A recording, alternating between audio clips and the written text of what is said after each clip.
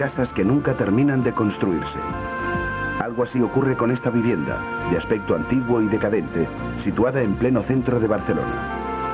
Sus propietarios, los arquitectos Enric Miralles y Benedetta Tagliabue, la adquirieron hace unos años y desde entonces no han dejado de reconstruirla. Fascinados por su amplitud, el proyecto de rehabilitación contemplaba en principio interiores amplios y diáfanos, con el blanco como tema recurrente. Pero poco a poco, la propia casa fue imponiendo su propio criterio, a medida que iba dejando al descubierto una larga historia escrita en sus paredes.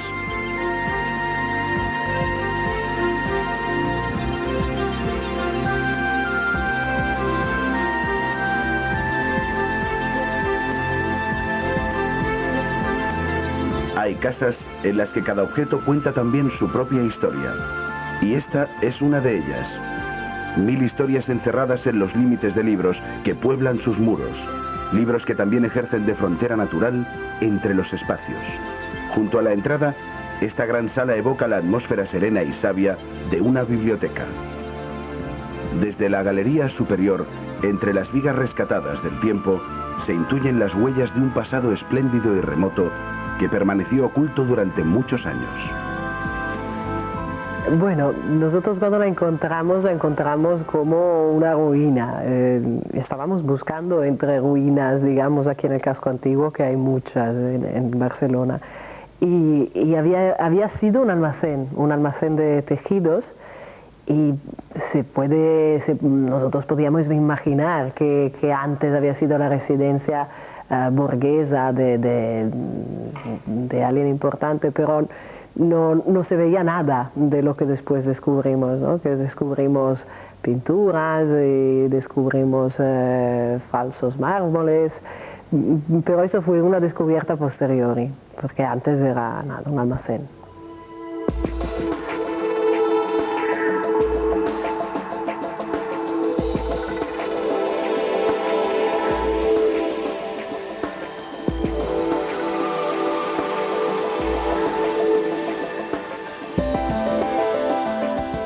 La obra fue lo más importante, yo creo, cuando hay una obra de ese tipo, es el lugar donde escoges, ¿no? Es decir, entonces las cualidades básicas de este sitio eran fundamentalmente el tamaño, el patio y el jardín, ¿no? Entonces, a partir de ahí, lo que son inconvenientes, como pueden ser el estado, etcétera, etcétera, se transforman en ventajas. Es decir, de repente te das cuenta que tienes toda la libertad del mundo para volver a empezar, ¿no? Y lo que hicimos fue, primero teníamos una idea más elemental de reforzar estructuralmente las piezas, y empezamos a limpiar. En el momento que empiezas a limpiar, empezaron a aparecer estas cosas que no tienen más valor que casi el darte cuenta de que vives en un lugar que ha sufrido muchísimo. Es decir, que esta casa en 500 años ha sufrido, se ha destrozado, ha casi desaparecido.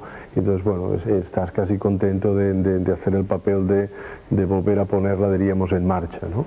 Y esto es una cosa que, por ejemplo, nunca yo había experimentado como arquitecto. Es decir, siempre trabajas más, pues bueno, a partir de conceptos o de realidades más abstractas, y en este caso era la propia casi alegría de algo parecido a Indiana Jones, ¿no? Entonces, a un nivel más elemental, iba haciendo que las cosas empezaran casi a colocarse solas en su sitio, y realmente piensas que casi es bastante parecido a como cuando te compras ropa de segunda mano, ¿no? Que tienes el placer casi de poner la mano en el bolsillo donde la ha puesto otra persona, cosas de este tipo, ¿no? El matrimonio Miralles Tagliabue realizó conjuntamente el proyecto de rehabilitación de la casa. Fue conjunto, sobre todo porque en este caso hemos decidido que casi no era ni un proyecto, era realmente decidir sobre la marcha muchas cosas, y fue muy bonito porque esta cosa de decidir sobre la marcha también nos dio la oportunidad de pensar sobre las cosas que se encontraban mientras se encontraban, porque la primera idea era: tendremos muchos metros, porque como es muy barato, muy destrozado, tendremos metros, y estará todo blanco y pintado de blanco. Y después, claro, las cosas han ido cambiando mientras se encontraban cosas nuevas con que te encaprichabas, te encariñabas y bueno. Grandes espacios que juegan con las relaciones, resultados que se van descubriendo en el camino, detalles que sugieren, que provocan, estructuras desnudas que se recrean en su imperfección. Para Enric Miralles, esta casa, sin pretenderlo, viene a resumir el concepto de arquitectura de sus propietarios.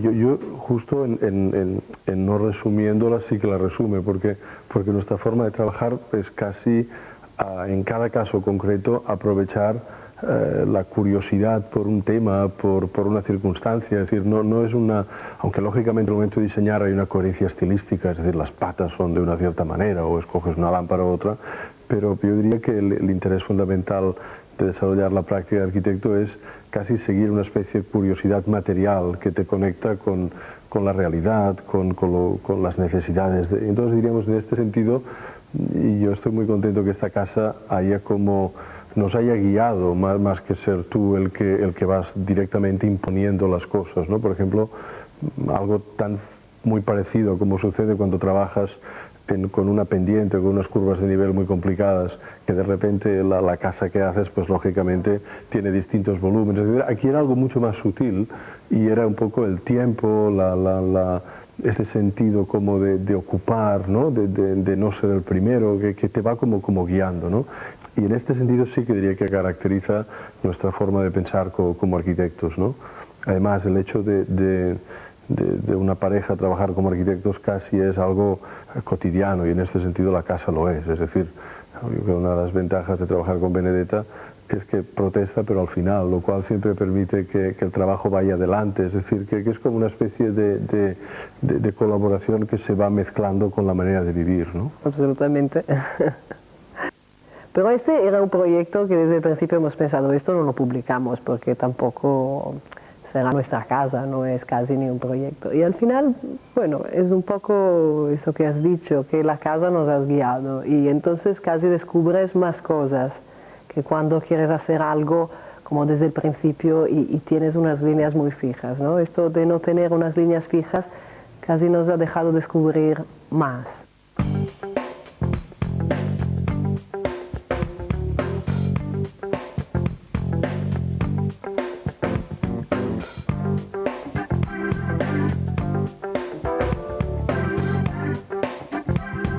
Estos arcos fueron la primera sorpresa, nadie se esperaba encontrar nada por aquí y detrás de un tabique un día encontramos una arcada y entonces picando un poco más nos encontramos con un capitel en forma de ángel y fue muy bonito y de aquí empezamos como descubriendo en las paredes muchas cosas, porque la realidad es que hay una estratificación. Las paredes siempre han sido las mismas. Durante muchos años se utilizaron las mismas paredes para seguir poniendo diferentes viviendas. Y esto es muy bonito, en las paredes queda todo. Y en el mismo tiempo la casa estaba limpia, o sea que esto de poder colocar muebles en esta manera como más libre, también ha sido posible porque aquí ha entrado un almacén que ha borrado todo lo que eran las particiones burguesas, las casitas con las habitaciones con falsos techos, las puertas, aquí ya no había nada. Entonces hay este contraste entre los muros y todo lo que cuentan los muros de cómo fue esta casa y en el medio ya no tener nada más que la estructura.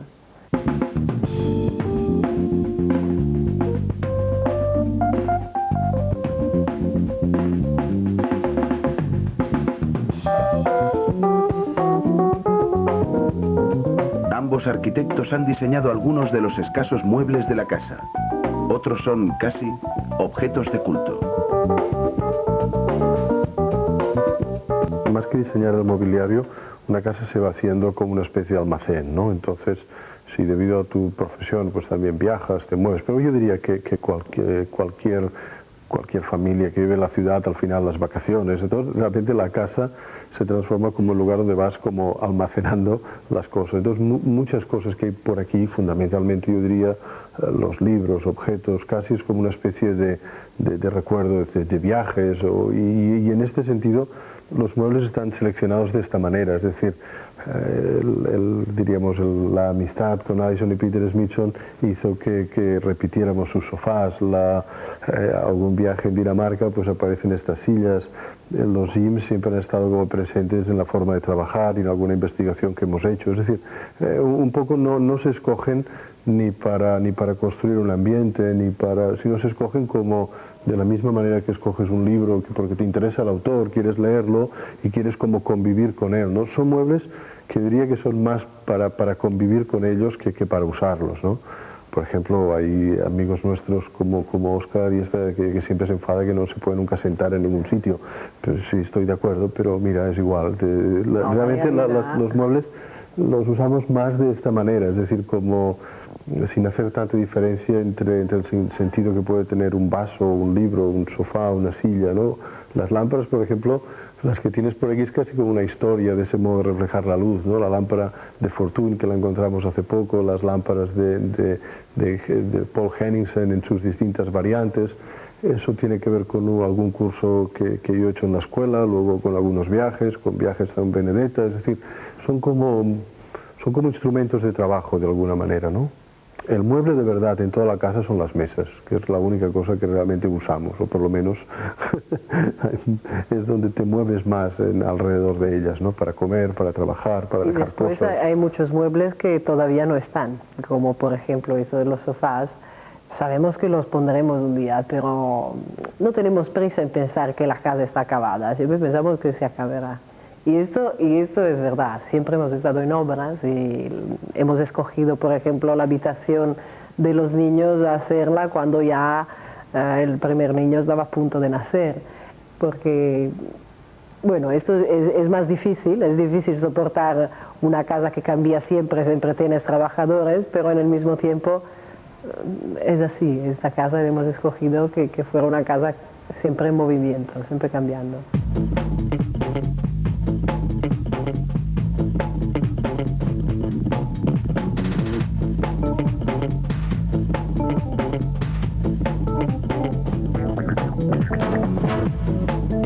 Aunque las principales decisiones sobre la casa fueron consensuadas, ambos arquitectos reconocen haber aportado algo de carácter personal al proyecto común.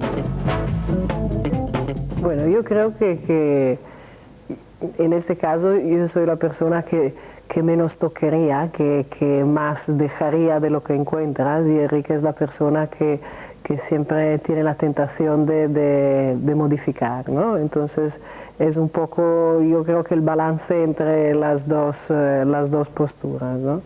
Y bueno, esta casa, las modificaciones también tienen mucho que ver también con juegos, no sé, la pavimentación, por ejemplo, hemos tenido que volverla a colocar porque se ha tenido que levantar, y hemos colocado las antiguas baldosas como un poco individuando las luces que entran por las ventanas.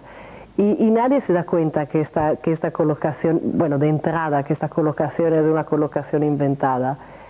Siempre se piensa que quizá ya estaban puestas así, ¿no? Y no, es evidentemente inventada.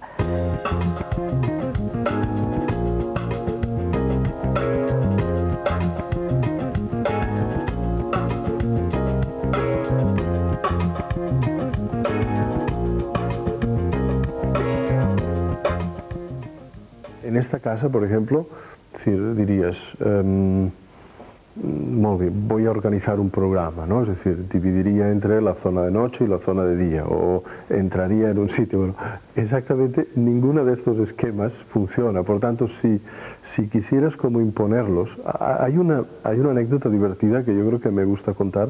En el despacho hemos hecho muy pocos edificios de vivienda masiva, ¿no? Es decir, no sé por qué la Generalitat nunca nos los encarga. Entonces, si lo pones está bien. Entonces, pero hemos dibujado algunos, ¿no? Y hay, por ejemplo, esta cosa brutal, ¿no? De repetir en serie modos de conducta. Cuando tú ves un plano de unas casas, ves que en una pared aquí hay un dormitorio, en la otra hay otro dormitorio. Una persona está en el baño aquí y la otra está aquí, haciendo exactamente lo mismo.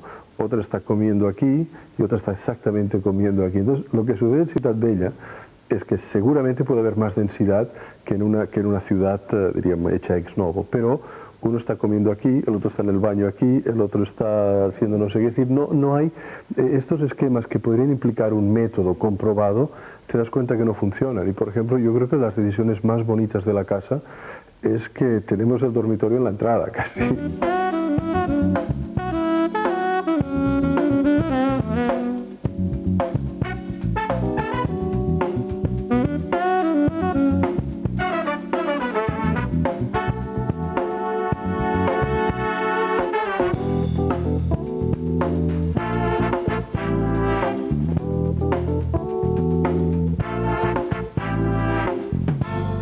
Curiosamente, te encuentras viviendo en un lugar donde los modos de conducta eran muy distintos, es decir, las habitaciones se ocupaban de forma muy distinta. Es decir, curiosamente, ese método en principio sería casi inútil, ¿no? En cambio, una vez un arquitecto amigo nuestro, Peter Smithson, hizo una observación muy bonita de la casa. Le gusta mucho valorar ciertos aspectos de la historia material, ¿no? Y yo creo que intuitivamente, por ejemplo, nosotros cuando empezamos a vivir aquí veías las diferencias de vivir en esas casas del ensanche grandes, ¿no? Donde de repente hay estructuras metálicas, hay decoración, hay como un enorme espacio. Entonces explicaba Peter una cosa muy bonita, dice que todavía en este periodo, diríamos, cuando se reconstruyó la última vez esta casa, no sé, en 1790, 1810, por ahí, dices, se estaba trabajando con las vigas de madera, que había un cierto como acuerdo entre las dimensiones máximas sin complicarse mucho la vida y las medidas que permitían vivir casi sin muebles, ¿no? Es decir, con un arcón, una cama, es decir, y curiosamente es bonito el juego de dificultades que tiene amueblar estas habitaciones, porque no son lugares que ya están pensados para ese tresillo con dos sillitas delante, ¿no? Y realmente estas cosas que están fuera del método, diríamos, son seguramente las dificultades que más te gusta y que son seguramente las más interesantes de vivir aquí, ¿no?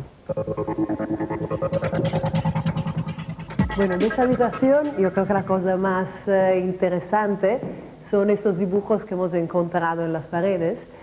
Por debajo de la pintura, al momento de pintar, hemos encontrado esos dibujitos a lápiz, unos croquis, que seguramente hacían los pintores a la época en que estaban pintando un falso techo de tela que tenía que haber. Nosotros hemos encontrado la casa así, ya despojada, pero es muy bonito que aunque no quede nada de lo realmente precioso, queda mucho de la memoria de los pintores que estaban por encima de los andamios, que estaban allá y que estaban jugando, y se ven muchas de las bromas que tenían que hacer entre ellos. Entonces nos ha gustado tanto encontrarlo que también empiezas a valorar también este tipo de muro antiguo, el hecho que tenga un color diferente, y por eso que hemos jugado con una pintura, la pintura blanca, haciendo casi como una cornisa alrededor de lo que hemos encontrado, y el contraste entre el blanco y lo que había, yo creo que bueno, deja la posibilidad de ver que aquí hay una intervención nueva, pero hay algo antiguo que valoramos por el espíritu que hay, ¿no?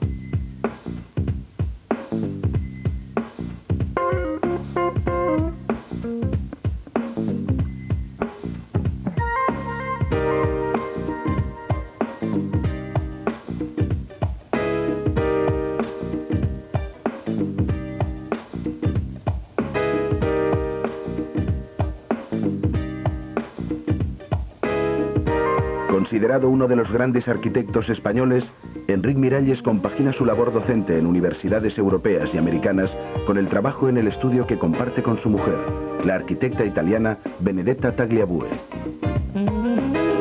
Sus trabajos aparecen publicados junto a proyectos firmados por Frank Gehry, Norman Foster o Álvaro de Siza. Para Enric Miralles, la fascinación por la arquitectura parte de su enorme potencial como vehículo para el conocimiento.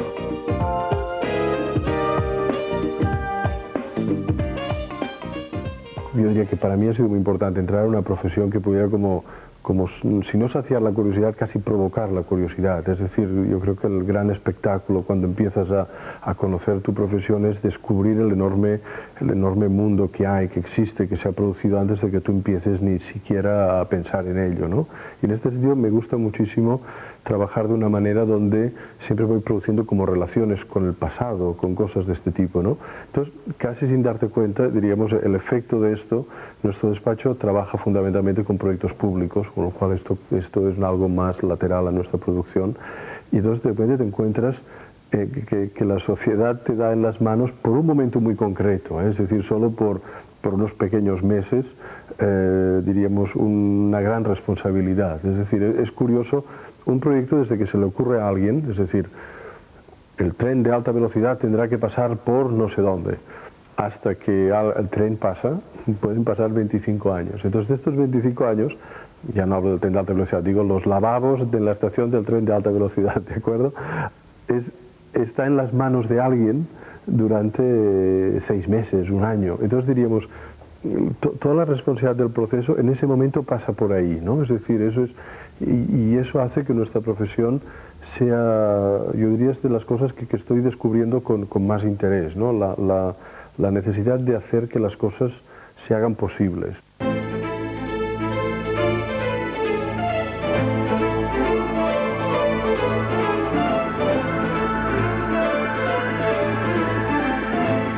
Proyectos como el pabellón de gimnasia rítmica de Alicante, instalaciones para la Villa Olímpica de Barcelona o numerosos centros de carácter público o social han partido del estudio de esta pareja de creadores.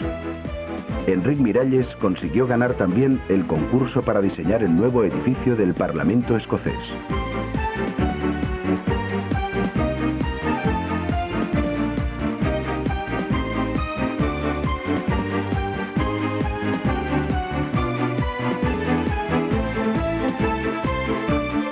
Su compañera, Benedetta Tagliabue, defiende el estilo personal como la mejor forma de aproximación a la arquitectura.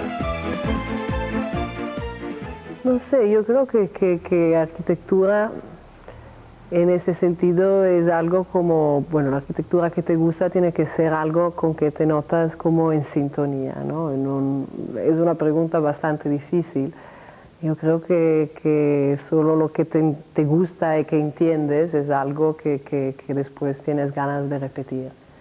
Y bueno, en un cierto sentido esta casa yo creo que lo que representa es un poco introducir de verdad a lo que te gusta, ¿no? Porque lo que te gusta es lo que tiene un valor.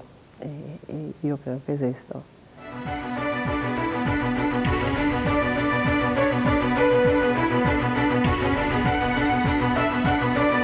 También el diseño de la avenida Icària en la Barcelona Olímpica es obra del estudio de Enric Miralles, un creador que prefiere siempre un discurso positivo a la hora de hablar de arquitectura.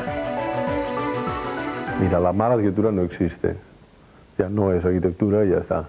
A mí cuando me preguntan, ¿cuál es el edificio más feo de Barcelona? Yo no conozco ninguno, los muy feos no los veo. Lo digo en serio, sin demagogia. Es decir, cuando se discute esa cosa en los periódicos, ¿cuál es el edificio más feo de Barcelona? Es una tontería, es decir, realmente cuáles son los edificios que de alguna manera están aportando cosas. El discurso de la arquitectura es un discurso siempre positivo, es decir, cuando tú estudiabas en Venecia estaban absolutamente preocupados con esta especie de pensamiento negativo que en la filosofía fue muy importante y justamente ha sido de las pocas cosas que casi no ha dejado huella en el pensamiento de la arquitectura porque al final, por muy crítico que seas, un proyecto se resuelve en lo positivo, ¿no? Yo diría que es una de las condiciones, por tanto, no hay mala arquitectura, no hay, esa ya no es. Es verdad.